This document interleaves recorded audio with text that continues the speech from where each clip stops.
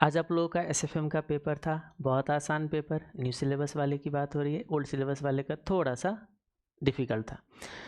Paper अच्छा रहा होगा, सारे पढ़े हुए थे, इसीलिए बहुत खुश भी होंगे और उम्मीद करता हूँ कि अच्छा होगा तो आप लोगों का मार्क्स भी अच्छा ही आएंगे। और कैलकुलेशन मिस्टेक नहीं किया होगा, जैसे मैं हमेशा सजेस्ट करता हूँ। अगर कैलकुलेशन मिस्टेक नहीं होगी तो एग्जाम्सन तो कहीं नहीं जाने वाले, कन्फर्म है। वैसे पेपर डे पे कभी मैं एक पेपर का डिस्कशन ही नहीं करता। इसका रीज़न ये होता है कि जो नेक्स्ट पेपर होते हैं वो हो सकता है ख़राब हो जाए, क्योंकि आपको ये लगे कि अच्छा यहाँ मिस्टेक हो गई, वहाँ मिस्टेक हो गई, तो उसके बाद क्या होता है, थोड़ा सा डिमोटिवेट होकर नेक्स्ट पेपर आपका अफेक्टेड हो जाता है। इसीलिए मैं पेपर डे पे एनालिसिस या क्वेश्चन पर डिस्कशन नहीं करता। लेकिन बहुत सारे स्टूडेंट तभी से कॉल किए जा रहे, सर इस क्वेश्चन में ऐसा पॉइंट था, जैसे एक डीपीएस सीधा लिखा है डिविडेंड पर शेयर। अच्छा सर वो डिविडेंड 0 लेते, डिविडेंड 1 लेते, तो मुझे लगा चलो कोई नहीं, छोटा सा एक ब्रीफ दे देता हूँ कि क्वेश्चन में कहीं कहीं पे कोई कोई पॉइंट है, उस पर अगर किसी को लगे थोड़ा सा तसल्ली हो जाए, ताकि आप ऑडिट का स्टडी जो है वो आप अपना शुरू कर लो। बाकी अभी हम सॉल्यूशन नहीं दे रहे, उसके लिए जब एग्जामिनेशन खत्म हो जाएगी तब हम उसका फुल सॉल्यूशन पे हम डिस्कशन करेंगे। देखा जाए तो इंस्टीट्यूट ने सारे के सारे चैप्टर को इवनली डिस्ट्रीब्यूट करके क्वेश्चन पूछा। एक बस इंटरेस्ट रेट रिस्क मैनेजमेंट से इंस्टीट्यूट ने क्वेश्चन नहीं पूछा, और बच्चे को लगा होगा कि चलो अच्छा ही हुआ, थोड़ा सा कॉम्प्लिकेटेड चैप्टर से क्वेश्चन नहीं पूछा, अदरवाइज सारे के सारे चैप्टर को टच किया। कुछ लोगों का लगे कि सर म्यूचुअल फंड से भी तो नहीं पूछा, आपने जो यहाँ पे बना के दिया इसमें म्यूचुअल फंड से भी नहीं आया है। म्यूचुअल फंड से नहीं आया कह सकते हैं, लेकिन उसको पोर्टफोलियो के साथ मर्ज करके, शार्प रेशियो ट्रेनर रेशियो के साथ मर्ज करके पूछा गया, तो हम कह सकते हैं। वैसे हम उसको पोर्टफोलियो में ही पढ़ते हैं, क्योंकि शार्प रेशियो, ट्रेनर रेशियो और जो जेनसन अल्फा है उसके अंदर स्टैंडर्ड डिवीजन निकालना होता है, बीटा निकालना होता है, और ये सब हम पोर्टफोलियो में म्यूचुअल फंड में नहीं निकाल सकते, इसलिए हम लोग इसको पोर्टफोलियो में निकालते हैं। तो हम उसको पोर्टफोलियो चैप्टर में क्वेश्चन रखे, लेकिन थोड़ा अच्छा खासा क्वेश्चन था, जिसपे हमने क्लास में भी 2-3 बार बोला था कि हाँ जी ये क्वेश्चन को ध्यान रखेंगे, बहुत दिन हो गया, आ सकता है। वही क्वेश्चन आया आपका पोर्टफोलियो वाले का। इंटरेस्ट रेट रिस्क मैनेजमेंट से नहीं आया, इंटरनेशनल फाइनेंशियल मैनेजमेंट से इंस्टीट्यूट ने थोड़ा ज़्यादा क्वेश्चन पूछ दिए, 2 क्वेश्चन पूछ दिए, ये अनएक्सपेक्टेड रहा, इतना नहीं पूछना चाहिए था उनको। एक क्वेश्चन यहाँ से हटा के इसको इंटरेस्ट रेट रिस्क मैनेजमेंट में डाल देता तो अच्छा लगता, अच्छा रहता, कि जो स्टूडेंट ने सारे के सारे चैप्टर पढ़ के गए उनको जो होता है वो सारा, वो ज़्यादा बेनिफिट हुआ। अगर आगे देखें हम लोग, तो ये पेज जो है वो उनके लिए रिलेवेंट है जो मेरे स्टूडेंट है, ताकि मैंने उनको अपने बुक का क्वेश्चन नंबर का रेफरेंस दिया है, क्योंकि सारे क्वेश्चन जो था वो पढ़ा हुआ था, नया एकदम बिल्कुल ही नहीं थे, कोई भी थोड़ा थोड़ा सा मॉडिफिकेशन था, छोटा छोटा सा, बहुत ज़्यादा नहीं, ऐसा भी नहीं मॉडिफिकेशन से जिससे क्वेश्चन के पूरा का पूरा स्ट्रक्चर चेंज हो जाए, पूरा का पूरा सॉल्यूशन चेंज हो जाए, ऐसा नहीं था। ओके, तो अब अगर देखें तो आइए बिना कुछ विलंब किए हुए 2-2 लाइन का डिस्कशन कर लेते हैं। आइएगा क्वेश्चन नंबर 1 का, ए मर्जर एंड एक्विजिशन का आसान क्वेश्चन, कुछ भी नया नहीं था। ये पुराना, ये इस क्या कहते हैं, BRB को KPMS खरीद रहे हैं, ये क्वेश्चन सिमिलर थे जो कि RTP मई 2012 का क्वेश्चन था, उसके जैसे, सिर्फ इसमें वैल्यू चेंज किया गया है, बाकी सब कुछ जो है इस क्वेश्चन का सेम है। इस क्वेश्चन के अंदर आपको पहला पॉइंट में बोला गया था कि बताओ जी impact of merger on EPS पे क्या इम्पैक्ट होगा, क्या करते थे, pre merger earning per share, post merger earning per share को हम लोग कंपैरिजन करते थे, तो वहाँ पे यही करना है। इसमें जो एक्सचेंज रेशियो आपको दिया गया है 0.70, जो एक्सचेंज रेशियो कुछ अलग से नहीं है, इसी EPS का एक्सचेंज रेशियो यानी कि 28 डिवाइडेड बाय अगर 40 चेक करोगे तो आपका 0.70 आएगा। तो EPS पे बेस्ड एक्सचेंज रेशियो होने से EPS जो प्री मर्जर और पोस्ट मर्जर होता है वो आपका चेंज नहीं होता है, दोनों वेंडर कंपनी और परचेजिंग कंपनी का, तो इसमें भी आपको वही चेक करके दिखाना था, जो कि चेंज नहीं होता हुआ दिखेगा। सेकेंड पार्ट में पूछा गया है कि गेन कितना होगा मर्जर से BRB लिमिटेड, यानी कि वेंडर कंपनी के शेयर होल्डर को कितना इसका गेन हो जाएगा। तो कितना गेन होगा आप कैसे कैलकुलेट करते हो, प्री मर्जर मार्केट प्राइस कितना था, और वेंडर कंपनी के लिए हम इक्विवेलेंट मार्केट वैल्यू निकालते हैं और तब दोनों को कंपेयर करते हैं। अगर इंक्रीज हो गया पोस्ट मर्जर में तो गेन बोलते हैं, अगर डिक्रीज हो गया तो हम लोग उसको लॉस बोलते हैं। और ये परचेजिंग कंपनी का है। यहाँ पे एक्सचेंज रेशियो बदला गया, याद रखेंगे, तो आपको फिर से दोबारा कैलकुलेशन करना पड़ेगा EPS, फिर आपको PE रेशियो सेम लेके मार्केट प्राइस निकालना पड़ेगा, फिर मार्केट प्राइस को कंपेरिजन करके तब आपको लॉस गेन देना पड़ेगा। ये आपका परचेजिंग कंपनी का है। तो हम लोग जब क्वेश्चन सॉल्व करते थे तो हम 2 कॉलम बनाते थे, एक परचेजिंग कंपनी के लिए, एक वेंडर कंपनी के लिए। इसने क्या किया, आपको सेकंड पार्ट में पूछ दिया आपको वेंडर कंपनी के लिए, और थर्ड पार्ट में पूछा आपको परचेजिंग कंपनी के लिए। तो अब 2 स्टेटमेंट जो है 2 बना के दे देना चाहिए था, एक ही स्टेटमेंट से ज़्यादा बेटर होता। आप एक यहाँ पे बनाओ वेंडर कंपनी के लिए, एक थर्ड पॉइंट में बनाइए परचेजिंग कंपनी के लिए। पूछा गया कि मैक्सिमम एक्सचेंज रेशियो एक्सेप्टेबल कितना होगा। इसमें क्या करते थे हम लोग, मर्ज कंपनी का वैल्यू निकाल देते थे और उसमें से हम लोग मर्ज कंपनी का वैल्यू निकाला, परचेजिंग कंपनी का प्रीवियस वैल्यू हटा दिया, तो क्या हुआ बताइए, उसमें जो बैलेंस बचा वो वेंडर कंपनी का वैल्यू बचा मर्जर के बाद। तो परचेजिंग कंपनी क्या कहता है, मैं देखो तुम्हारी वजह से हमारे पास जो वैल्यू आ रहा है इतना आ रहा है, इससे ज़्यादा हम आपको नहीं पे कर सकते। तो क्या हुआ, मर्ज कंपनी का वैल्यू और परचेजिंग कंपनी का प्रीवियस वैल्यू को माइनस करके जो डिफरेंस आया उतना वैल्यू आप दे दीजिए उसके शेयर होल्डर को। अब इश्यू कौन कर रहा है, परचेजिंग कंपनी, तो परचेजिंग कंपनी का मार्केट प्राइस से देख लीजिए कितना नंबर ऑफ शेयर बनता है, वही आपका मैक्सिमम एक्सचेंज रेशियो बनेगा, आपका निकल के आ जाएंगे। ओके, ये क्वेश्चन देखा जाए, क्वेश्चन नंबर आपका जो 1 का बी था, ये पोर्टफोलियो का क्वेश्चन नंबर 5C, जो कि म्यूचुअल फंड के लगता है लोगों को, लेकिन इसमें म्यूचुअल फंड का कुछ नहीं है क्योंकि शार्प रेशियो, ट्रेनर रेशियो, और बहुत आसान क्वेश्चन था। आपको क्या करना है बताइए, शार्प रेशियो और ट्रेनर रेशियो को यूज करके इसके डिफरेंस से आपका बीटा आता है, उस बीटा के बेसिस पे आपको याद होगा ना, NAV के अंदर 2 कंपोनेंट है, एक कैश कंपोनेंट है, एक आपका इक्विटी कंपोनेंट है। कैश कंपोनेंट में आपका कोई चेंज नहीं आएगा, इक्विटी कंपोनेंट में क्या होगा, आपका चेंज आएगा। तो यहाँ पे बोला गया है कि आपका शेयर मार्केट प्राइस जो है वो 2% से बढ़ा है। ध्यान से देखिए, शेयर मार्केट रोज बाय 2%, यानी कि निफ्टी अगर 2% बढ़ेगा तो जो NAV के अंदर 2 पोर्शन है, कैश और NAV इक्विटी, तो इक्विटी वाले पोर्शन का भी तो वैल्यू बढ़ेगा। तो इक्विटी का वैल्यू कितना बढ़ेगा, ऐसा तो है नहीं कि निफ्टी 2% बढ़ेगा तो आपका इक्विटी का भी वैल्यू 2% से बढ़ जाएगा, नहीं, उसका जो बीटा जितना होगा उसके कंपैरिजन में जाएंगे। तो आपको ये दोनों जो शार्प रेशियो ट्रेनर रेशियो को यूज करके आपको वहां से बीटा निकल के आता है। मान लीजिए बीटा आपका आ जाता है 1.5, तो इसका मतलब क्या हो बताइए, अगर मार्केट 2% बढ़ा है तो हमारा जो इक्विटी कंपोनेंट होगा वो 3% इंक्रीज किया होगा, तो इक्विटी कंपोनेंट को बढ़ा देना है, कैश कंपोनेंट आपका सेम रहेगा, आपका न्यू NAV पूछा गया है। अब बताइए कितना होगा, आपको एक्सपेक्टेड NAV पूछा गया है, तो एक्सपेक्टेड NAV ऐसे आ जाएगा। बस सिंपल आपको ये दोनों को यूज करके बीटा निकालना है और फिर उसके बाद आपको इक्विटी कंपोनेंट पे आपको इसका इफेक्ट डाल देना है। बहुत आसान क्वेश्चन, उम्मीद करता हूँ इसमें आपको 8 का 8 आ जाएगा, कहीं नहीं जाएगा। इस क्वेश्चन में 8 के 8 मैं इवैल्यूएशन भी करते चलता हूँ, कहीं नहीं जाने वाला है। हो सकता है कुछ लोग, हो सकता है यहाँ पे मिस्टेक कर सकता है, अगर किसी ने नहीं पढ़ा होगा तो 4th पॉइंट में, तो मान लीजिए 4th पॉइंट में आपने नहीं किया तो 2 मार्क्स आपका जा सकता है। तो क्या मैं ये उम्मीद करूँ 6 मार्क्स यहाँ से आ जाएंगे, 8 मार्क्स यहाँ से आ जाएंगे। बिल्कुल, देखते आगे बढ़ते हैं। ये आपका बूट स्ट्रैपिंग का जो स्टार्टअप फाइनेंस का एक क्वेश्चन था।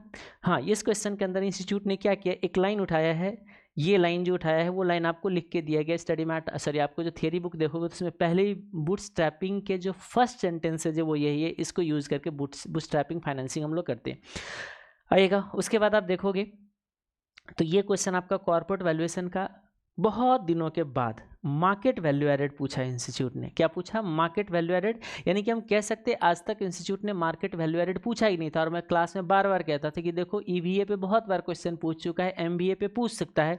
ये क्वेश्चन आपका RTP मई 2022 का था। एग्जैक्टली क्वेश्चन आपका मैच नहीं करेगा, लेकिन जो रिक्वायरमेंट थी हमारा मार्केट वैल्यू एडेड की वही रिक्वायरमेंट है। इसमें क्या करा गया, आपका रिजर्व एंड सरप्लस, इक्विटी का वैल्यू, ये सब आपका बैलेंस शीट में दिया गया है। इसने क्या करा है, टेबल के अंदर दे दिया है कि इक्विटी शेयर इतने का face value, reserve and surplus हमारा इतना है और मार्केट वैल्यू हमारा इतना है। क्योंकि आपको पता है मार्केट वैल्यू एडेड ही इस क्वेश्चन के अंदर नया था। हो सकता है कुछ स्टूडेंट अगर RTP का नहीं पढ़ के गया होगा या मेरे स्टूडेंट अगर नहीं होंगे और वो स्टडी मैट और PM पढ़ के गया होगा तो हो सकता है मार्केट वैल्यू एडेड उसको पता नहीं होगा। बहुत आसान है, क्या बताइए, market value minus book value, यानी कि इसका जो बुक वैल्यू होगा और मार्केट वैल्यू का डिफरेंस है। मार्केट वैल्यू आपको यहाँ पे दिया गया है, बुक वैल्यू आप निकाल लोगे, ठीक है। तो उसके बेसिस पे जो वैल्यू आएगा वो मार्केट वैल्यू एडेड है। इकोनॉमिक वैल्यू एडेड आपको पता है, WSCC आपको पता है। ये बहुत ही आसान क्वेश्चन था, कोई इसमें मेजर इसके अंदर कोई कॉम्प्लिकेशन भी नहीं डाला था, ऐसा आइटम्स भी नहीं डाला था जिसकी ट्रीटमेंट में आपको कोई डिफरेंस, कोई दिक्कतें हों, कह सकते ये भी आसान क्वेश्चन था। ये क्वेश्चन नंबर जो आपका क्या कहते हैं 2 का B जो है, ये डेरिवेटिव का मार्जिन कॉल के जो अमाउंट निकालते हैं उस पर निकाला गया। ऐसे क्वेश्चन आप लोगों ने 2-3 क्लास में, मेरे बुक में 4 हुआ करते थे, जिसमें से हमने 2 क्वेश्चन सॉल्व किया था। देखोगे तो ये जो क्वेश्चन नंबर 2 का A था, जो पुराना क्वेश्चन था उसी पे बेस्ड है, लेकिन पहले जो हमने क्वेश्चन सॉल्व किया था उसके अंदर आपको इनिशियल मार्जिन निकालने के लिए यहाँ पे daily absolute change plus 3 times of standard deviation लिया करते थे, अगर याद होगा तो। और मैंने आपको बताया था कि इनिशियल मार्जिन कैलकुलेट करने के लिए 2 मेथड होता है, या तो परसेंटेज दे दिया जाएगा सीधा, और या वो क्या बोलेंगे कि अच्छा 1 डे का एब्सोल्यूट चेंज एवरेज में plus 3 times of standard deviation अगर इंडेक्स है तो, और अगर इक्विटी है तो फिर आपका वो 3.5 टाइम्स ऑफ स्टैंडर्ड डेविएशन। ना इस क्वेश्चन के अंदर आज जो पूछा गया, ना उसके अंदर स्टैंडर्ड डेविएशन दिया गया है, ना आपको एवरेज डेली चेंज दिया गया, सीधा बोला है कि इनिशियल मार्जिन हमारा कितना है जी 10% of contract value. Contract value बहुत आसानी से निकल जाएंगे, 17,300 मल्टीप्लाई बाई 50 से आपका कॉन्ट्रैक्ट वैल्यू आ जाएगा। इस कॉन्ट्रैक्ट वैल्यू का 10% ले लेंगे, आपका इनिशियल मार्जिन आ जाएगा, और उसका 80% जो है आपका मेंटेनेंस मार्जिन है। कैलकुलेशन कैसे करते हैं, आपको परचेज प्राइस दे रखा है इसके अंदर, कितने में करोगे बताइए। लॉन्ग पोजीशन लियो यानी कि खरीदे हो आप 17,300 में, आप मुझे बताइए फर्स्ट डे आपका प्राइस जो है 40 रुपीज़ बढ़ा है तो आपको गेन हो गया, गेन हो गया तो उसमें क्या होगा बताइए, आपका जो जितना इनिशियल मार्जिन होगा वो बढ़ जाएगा। अगले दिन आपका सीधा डाउन जाता है, डाउन में देखना है आपको इनिशियल मार्जिन से नीचे नहीं जाना चाहिए। जब इनिशियल मार्जिन से नीचे चला जाएगा, जैसे हमारा इनिशियल मार्जिन कितना होगा 17,300 मल्टीप्लाई बाय अगर 50 करूँ तो ये हमारा 8,65,000 है। इसका अगर हम 10% ले लें तो ये हमारा आ जाएगा 86500, यानी कि 86,500 बनता है। इसका अगर 80% ले ले तो हमारा जो इनिशियल मार्जिन बनेगा, सॉरी ये बना इनिशियल मार्जिन हमारा, ठीक है, इनिशियल मार्जिन बनता है। अब मेंटेनेंस मार्जिन कितना बनेगा आपको बताओ, ये तो क्वेश्चन सॉल्व करा हुआ है आप लोगों का, 86,500 मल्टीप्लाई बाई 80%।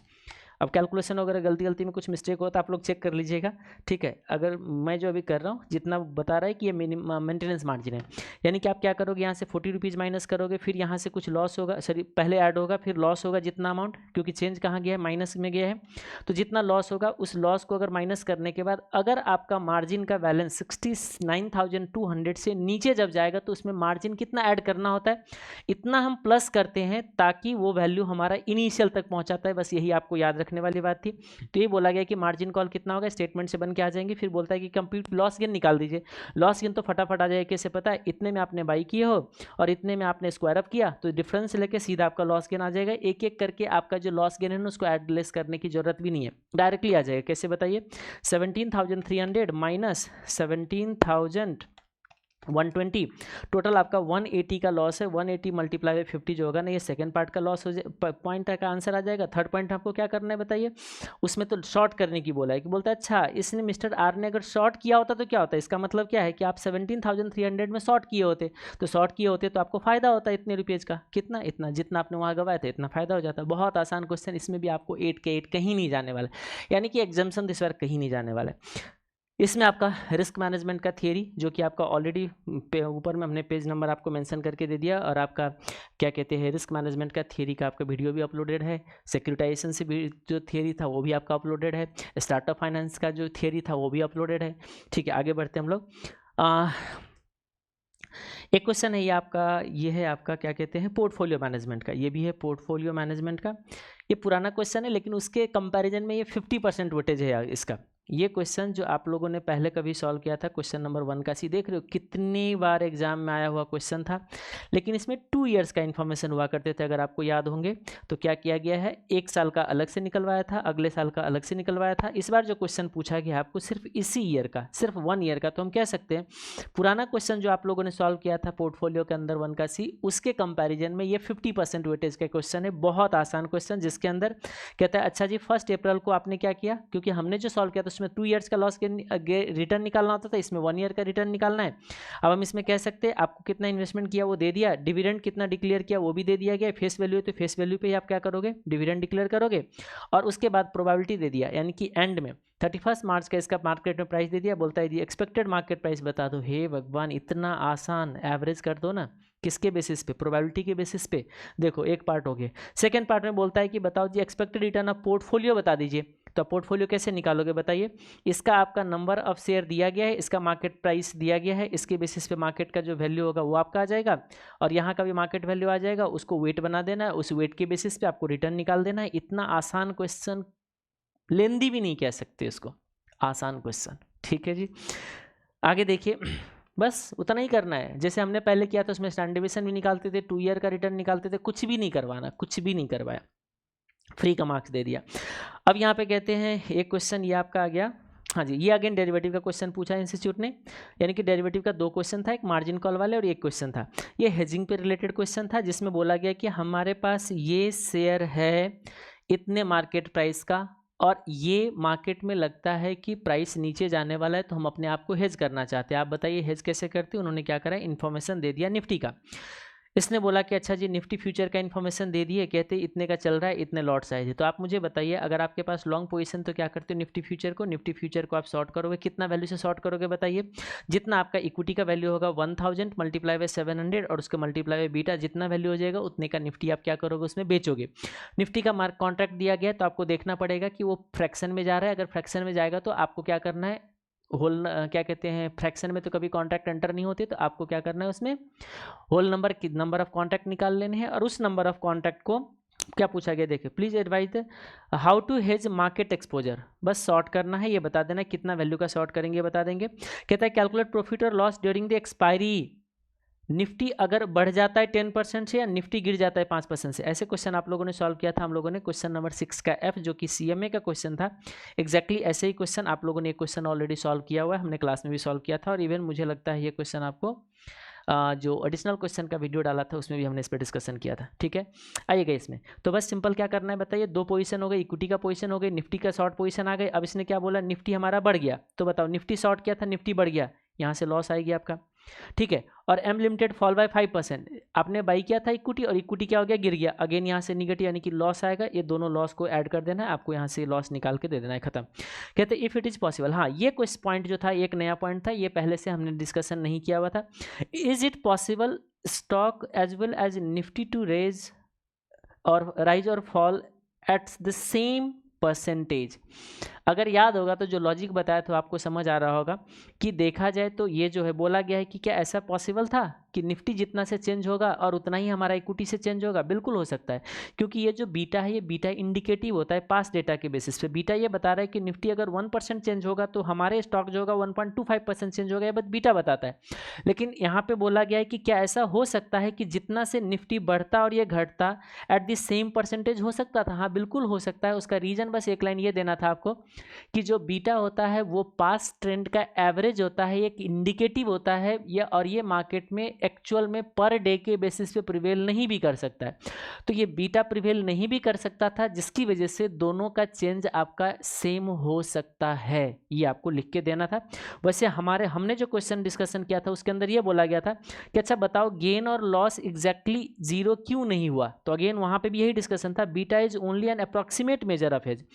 ठीक है, बीटा जो हमने किया था वहाँ अप्रॉक्सीमेट था, इसीलिए दोनों इक्वल नहीं हुआ। और यहाँ पे भी वही चीज़ है, बीटा प्रिवेल नहीं किया इसीलिए एक ऊपर चला गया और एक नीचे चला गया। अदरवाइज देखा जाए तो बीटा ये कहता है कि निफ्टी बढ़ रहा था तो इक्विटी भी बढ़ना चाहिए था, निफ्टी घटता तो इक्विटी भी घटना चाहिए था, लेकिन ऐसा नहीं हुआ। तो बस यही एक लाइन आपको लिख के देना था। फिर आपका टेक्निकल एनालिसिस का यानी कि सिक्योरिटी एनालिसिस में इसका प्रिंसिपल पूछा गया थ्योरी से आपका, इसका भी आपका पेज नंबर रेफर करके दे दिया हूँ, उसको भी उम्मीद करता हूँ ये भी आसान था, ये भी लिख सकते हो। तो यूएस कंपनी वांट्स, ये आपका इंटरनेशनल फाइनेंशियल मैनेजमेंट का क्वेश्चन आ गई, ये है ना इनिशियल आउटफ्लो इतना। ठीक है जी, ये आपका इंटरनेशनल फाइनेंशियल मैनेजमेंट का। वैसे हमारे पास क्वेश्चन नंबर 1.4 था, इसमें तो ज़्यादा इन्फॉर्मेशन थी, इवन उससे कम इन्फॉर्मेशन के साथ ये क्वेश्चन सॉल्व होने वाला था। समझ में आ गया? इसमें सिर्फ आपको क्या किया गया, इंडिया में क्या कहते हैं सेटअप करना है, एक मैन्युफैक्चरिंग प्लांट इन इंडिया में सेटअप करने हैं, तो जिसके लिए इनिशियल आउटफ्लो इतना है और आपके साल्वेज बनेगा 2, तो जो आपका 6 बनेगा इसको 5 ईयर में क्या कर देना है, इसको डेप्रिसिएट कर देना है। SLM का डेप्रिसिएशन है, बहुत आसान है। और वर्किंग कैपिटल आपका 1 मिलियन का है, तो इनिशियल आपको ये इन्वेस्टमेंट लेने पड़ेंगे यानी कि आउटफ्लो आएगा। और याद रखेंगे 5 ईयर के एंड में इस वर्किंग कैपिटल को फिर रिलीज करोगे तो कितने का आएगा बताइए, 1 मिलियन का आएगा। हमने जो पहले क्वेश्चन सॉल्व किया था उसके अंदर रुपी अमाउंट में नहीं था, वहां पे जो इन्वेस्टमेंट थे वो डॉलर अमाउंट में थे और रुपी में हम निकाल रहे थे, लेकिन इसमें क्या किया है, सारे इन्वेस्टमेंट आपका रुपी में कराया है USA वाले से। ठीक है, और फिर लास्ट में बोला है कि यहाँ पे since the cost of production lower India variable cost production would be 30 rupees, यानी वो सब तो चलो आपको पढ़ने की सब पता ही है, हम सिर्फ इतना बताते हैं कि इसमें करना क्या था। ये जो आपको इन्फ्लेशन का रेट दिया गया, इस इन्फ्लेशन रेट के बेसिस पे आपको हर साल का एक्सचेंज रेट निकालना था परचेजिंग पावर पैरिटी को यूज़ करके, क्योंकि बोला गया है कि सारे के सारे अमाउंट जो होता है ना एवरी ईयर रिपैट्रिएट करते हैं। हमने ऐसे क्वेश्चन अब आपने पहले भी सॉल्व किया था जिसमें 70% रिपैट्रिएट करते थे और बाकी एक्यूमुलेट करके सीधा 5 ईयर के बाद रिपैट्रिएट करते थे, लेकिन इसमें बोला गया है कि नहीं, हम लोग सारे के सारे हर साल रिपैट्रिएट करेंगे। तो हर साल का आपको फॉरवर्ड रेट निकालना है, हर साल के अमाउंट को आपको कन्वर्ट करते जाना है और फिर बाद में जाके आपको NPV निकाल देना है। इसमें आपको देखा जाए तो क्वेश्चन नंबर 1.4 में ज़्यादा इन्फॉर्मेशन हुआ करता था, इसमें देखा जाए तो कंपैरेटिवली कम इन्फॉर्मेशन है। समझ में आया बात? तो हम कह सकते हैं ये भी अगर सॉल्व किया होगा तो आसान था, क्योंकि आपको सिर्फ इनिशियल आउटफ्लो लेना था, ठीक है, डिप्रेशन का कंसीडर करना था, डिप्रेशन का टैक्स सेविंग कंसीडर करना था, इससे आपका कैश इनफ्लो आ जाता। एक्सचेंज रेट के बेसिस पे आपको क्या करना था, इसको कन्वर्ट करना है और लास्ट में जाके एनपीवी निकालना है। बहुत आसान क्वेश्चन, कुछ भी इसमें ज़्यादा नहीं था। डिस्काउंट रेट ऑलरेडी आपको 8% के बेसिस पे गिवन है।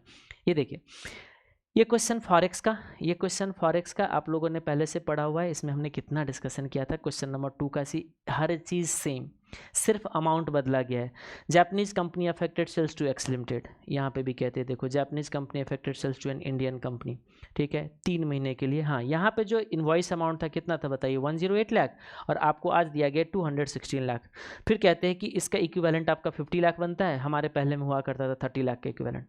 देख रहे हो, सब कुछ सेम था, यानी कि ये मुझे नहीं लगता किसी को कोई दिक्कत होगी। हाँ, इस पर मैंने आपको ऑलरेडी डिस्कशन भी कराया था कि यहाँ पे एक्सचेंज रेट डिक्लाइन होता है 8% से, करेंसी की बात नहीं करा है, तो हमने इसको 2 लॉजिक दिया था।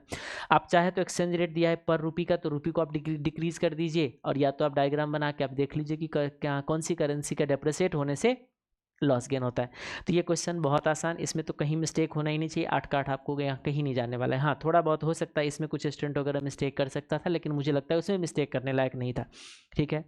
आइए क्वेश्चन नंबर 5 का ए पे हम आ जाए, तो ये है आपका बॉन्ड रिफंडिंग का। याद है क्लास में क्या बोला था, बॉन्ड रिफंडिंग का नंबर आने वाला है, इसको छोड़ के मत जाइए। अभी एग्जाम से पहले भी 4-5 स्टूडेंट ने सर बॉन्ड रिफंडिंग छोड़ दूँ क्या, मैंने बोला करना ही क्या है उसमें, 4 स्टेप तो याद रखना है। 4 स्टेप तो पुराने में हम लोग कितना रिपे कर रहे हैं, नया से हम लोग कितना प्रोसीड लेके आ रहे हैं, यही था ना, और कितना हमारा जो अनअमोर्टाइज पे टैक्स सेविंग बनता है। और अगर क्या कहते हैं ओवरलैपिंग इंटरेस्ट होगा, तो ओवरलैपिंग इंटरेस्ट होगा, एक ही क्वेश्चन में था, इसमें ओवरलैपिंग इंटरेस्ट तो वैसे भी नहीं है। ये बॉन्ड का आपका बॉन्ड रिफंडिंग का क्वेश्चन है, देखा जाए तो इसमें भी मिस्टेक नहीं होने वाला है। हाँ, लेकिन इस इंस्टीट्यूट में देखो ये क्वेश्चन बिल्कुल क्वेश्चन नंबर 15 बिल्कुल एग्जैक्टली सेम है।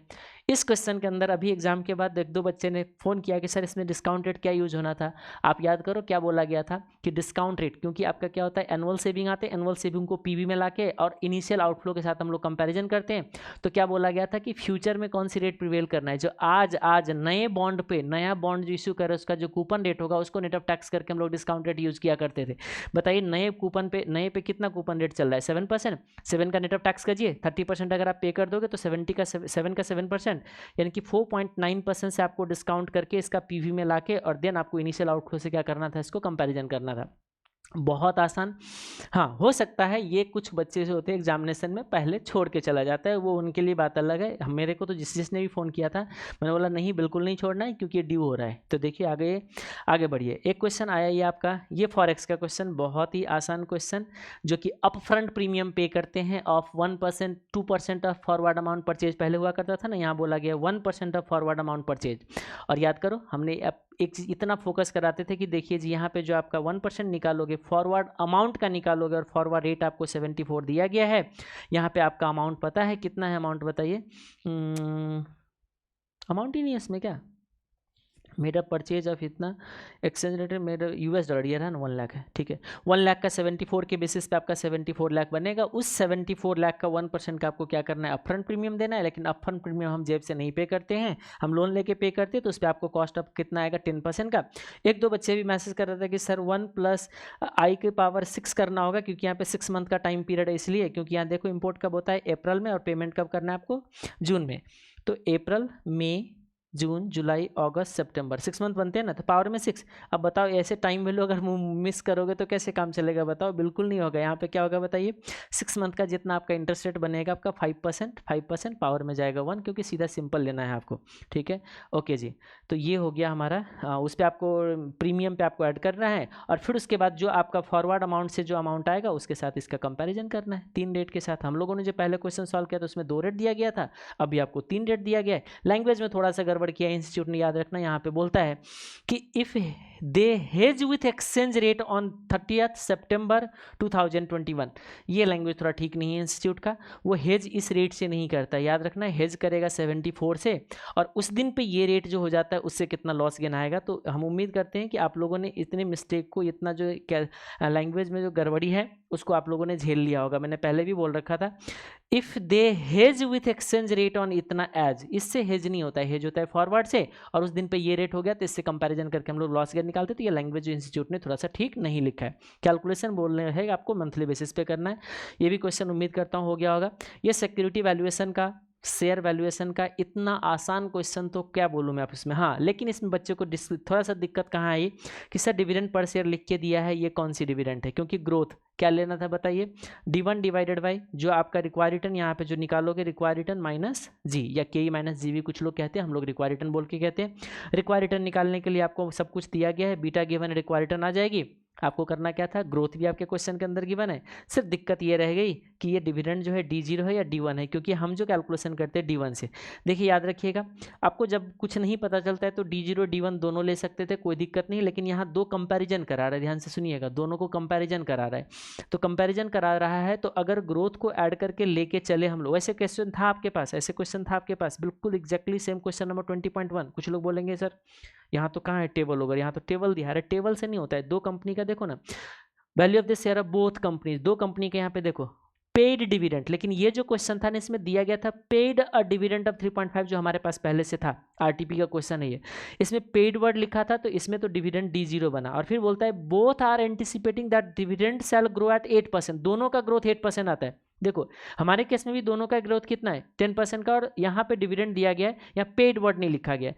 मुझे लगता है सॉल्यूशन जो आएगा सजेस्टेड का D0 के बेसिस पे आएगा, लेकिन आप लोगों ने D1 भी अज्यूम करे हो तो मुझे नहीं लगता है कि मार्क्स डिडक्ट होगी, याद रखेंगे, इसीलिए ज़्यादा कॉन्फिडेंस लूज नहीं करना है। कुछ बच्चे ने बोला अभी फ़ोन करके सर मैंने D0 ले लिया, कुछ कह रहे कि सर मैंने D1 ले लिया, दोनों को मार्क्स मिलेंगे क्योंकि क्लियरली नहीं लिखा है। समझ में आ गई बात। और मैंने पहले भी बोला था, हाँ वहाँ पे एक लाइन का नोट जरूर लिख देना चाहिए था आपको, अगर आपने D1 अज्यूम किया तो लिख देना चाहिए था alternatively we can assume it as D0 also. अगर आपने D0 लिए थे तो एक लाइन का नोट लिखवाने को मैंने हमेशा बोला था आपको, हमेशा सेफ होकर चला करिए। और ऐसा दिक्कत था ना, इसके सॉल्यूशन आने में कितना टाइम लगेगा पता है, निकालने में मुश्किल से 1 मिनट भी नहीं लगेगी। दूसरे मेथड से भी निकाल देते एक का, क्या दिक्कत है। जब कंफ्यूजन होता है तो पहला पार्ट में तो निकाल ही दो ना, अगला पार्ट में कहता है right a comment on the valuation on the basis of price calculated. ज़्यादा हो गया तो ओवर वैल्यूड है सस्ता, क्योंकि ये प्राइस दे रखा है ना, एक हमने निकाला फेयर प्राइस है, एक दे रखा है एक्चुअल प्राइस है, कंपेरिजन करेंगे, over valued under valued valuation की बात करेंगे। बोलता है कि बताओ क्या कोर्स ऑफ एक्शन लोगे, अगर अंडर वैल्यूड है तो बाई करेंगे, ओवर वैल्यूड है तो सेल करेंगे, और अगर फेयरली वैल्यूड है जितना निकाला उतना ही होता है तो आप होल्ड करेंगे। यही तो आपका स्ट्रेटजी होता है, सिंपल। अब आपको उसके बाद आता है इंटरनेशनल फाइनेंशियल मैनेजमेंट। ये क्वेश्चन एग्जैक्टली क्वेश्चन नंबर 1 का BA है जो हम लोगों ने सॉल्व किया था। इसमें करेंसी बदला है इंस्टीट्यूट ने करेंसी बदल दिया है। हमारे केस में नेशनल इंडियन करेंसी और नेपाल का करेंसी नेपलीज करेंसी NC करके दिया गया था, सब कुछ सेम है इसके अंदर। और एक और छोटा सा एडजस्टमेंट किया है इंस्टीट्यूट ने, नीचे ये लाइन एडिशनल लिख के दिया है, बाकी अदरवाइज सब कुछ सेम था इस क्वेश्चन के अंदर। इवन मैं आपको वेरीफाई करा के दिखाता, देखो कहता है आपको importing leather quality of the leather bag outlets in USA। ये क्या करता है देखिए, सेल करता है, sale to retail outlets in India and USA, दो जगहों पे बेचा जाता है लेदर बैग। इस क्वेश्चन में बोला गया था कि जो हमारा वुड का जो फर्नीचर है वो हम लोग दो जगह बेचते हैं, कहाँ बताइए, इंडिया एंड नेपाल, ठीक है। उसके बाद बोला गया था कि ये रिव्यू कर रहा है, company is reviewing the proposal for import of would in bulk from Nepalese supplier, से बल्क करने का प्रपोजल है। यहाँ पे बोला गया है कि ये the estimate reviewing the proposal of importing the leather in bulk from US supplier. वहाँ नेपाल से वुड इंपोर्ट कर रहा था, यहाँ पे US से बल्क में लेदर इंपोर्ट कर रहा है, ठीक है। वहाँ पे आपको NC का रेट हुआ अमाउंट दे के रखा था, यहाँ डॉलर का दिया, रुपी का दिया, देख रहे हो ये कैश फ्लो दे रखा है। वहाँ पे भी ये कैश फ्लो हमारा हुआ करता था, माइनस है ये -15, ये हमारा NC करेंसी का, और इधर का भी दे दिया गया, ठीक है। और इधर आपका किस चीज़ का है, इंडियन करेंसी का। तो वैसे ही है, सब कुछ सेम है, सिर्फ यहाँ पे दिया गया है किस चीज़ों का, ये आपका जो एडिशनल पॉइंट है ये थोड़ा सा आपको घुमाने के लिए दे दिया गया कि if not imported cost of leather to be purchase in India इतना, अगर इम्पोर्ट नहीं किया होता तो इतना हमारा होता। समझ में आया। तो आप मुझे बताइए, हम इंपोर्ट कर रहे हैं, अभी प्रपोजल कर रहे हैं, ध्यान से सोचेंगे, अभी तो हम रिव्यू कर रहे हैं कि हमें करना चाहिए या हमें नहीं करना चाहिए। ध्यान से देखिए, नीचे बोला गया है कि evaluate all investment by using discount rate 9%, all US customer are invite, सब कुछ सेम है।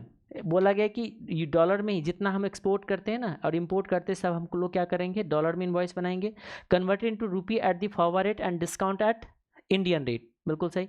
इन्फ्लेशन किस चीज़ के लिए यूज करोगे। हाँ, यहाँ पे एक और भी चीज़ है, हमारे पास जो क्वेश्चन हुआ करता था उसके अंदर इसमें कोई इन्फॉर्मेशन नहीं होता था कि यह हमारा नॉमिनल है या हमारा रियल है, लेकिन इस क्वेश्चन के अंदर क्लियरली लिख के दिया है कि इन नॉमिनल टर्म है, nominal term for this proposal is given below. ये नॉमिनल टर्म में है, मतलब आपको इसमें इन्फ्लेशन का एडजस्टमेंट नहीं करना होगा, याद रखेंगे।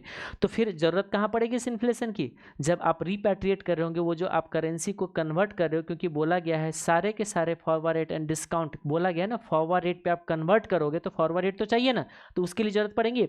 और discount and Indian rate, Indian rate पे आपको डिस्काउंट करना पड़ेगा, तो वो जो आपको इसको कन्वर्ट करके जो लाना है ना बार बार रूपी करेंसी में, उसके लिए वहाँ यूज पड़ेंगे। इसमें हम लोग कैलकुलेशन सॉरी इन्फ्लेशन का एडजस्टमेंट नहीं करेंगे।